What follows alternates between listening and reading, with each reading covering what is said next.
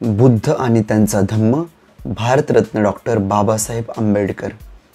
जन्मापासून परिव्रजेपर्यंत सिद्धार्थ गौतम बुद्धांचे कुळ. ख्रिस्तपूर्व 6व्या शतकात उत्तर भारतात सार्वभौम असे एक राज्य नव्हते.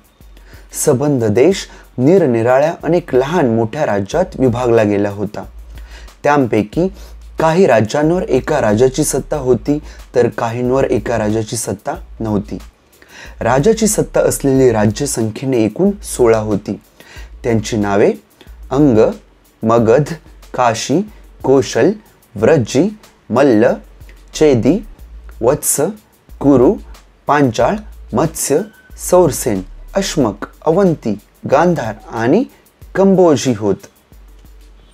ज्या राज्यांवर राजाची अधिसत्ता नव्हती ती ही होत कपिलवस्तूचे शाक्य, पावा व कुशिनारा येथील मल्ल, वैशालीचे लिच्छवी, मिथिलेचे विदेह, रामग्रामचे कोलीय, अल्लकपचे बळी, रेसपुत्तचे कलिंग, पिप्पलवनाचे मौर्य आणि ज्यांची राजधानी सिसुमारगिरी होती ते भग्ग. ज्या राज्यांवर राजाची सत्ता होती त्या राज्यांना जनपद म्हणत व ज्यावर राजाची सत्ता नव्हती त्या राज्यांना संघ किंवा गणराज्य असे म्हणत असत. कपिलवस्तू येथील शाक्यांच्या शासन पद्धतीविषयी विशेष अशी माहिती मिळत नाही. या राज्याची शासन व्यवस्था प्रजासत्ताक होती की त्यावर काही विशिष्ट लोकांची सत्ता होती हे समजत नाही.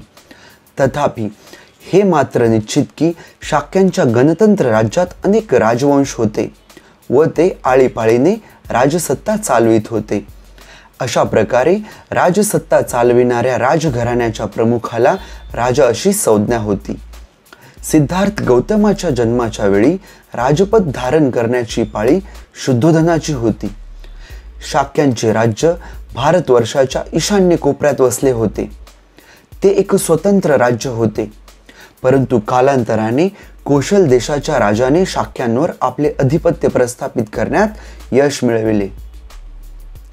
कोशलाधिपतीच्या अधिसत्तेमुळे शाक्यांना कोशल राज्याच्या अनुज्ञेखेरीज आपल्या राजसत्तेचे काही अधिकार वापरणे अशक्य झाले होते. तत्कालीन राज्यात कोशल राज्य हे एक सामर्थ्यशाली राज्य होते. मगधाचेही राज्य तसेच प्रबळ होते. कोशल देशाचा राजा प्रसेनजित व मगध देशाचा राजा बिंबिसार हे सिद्धार्थ गौतम बुद्धाचे समकालीन होते. तर अशा प्रकारे आपण सिद्धार्थ गौतम बुद्धाचे कुळ पाहिलेले आहे. पुढच्या व्हिडिओमध्ये आपण सिद्धार्थ गौतम बुद्धांचे पूर्वज याविषयी व्हिडिओ पाहणार आहोत. जर तुम्हाला व्हिडिओ आवडला असेल तर अजून अशा व्हिडिओसाठी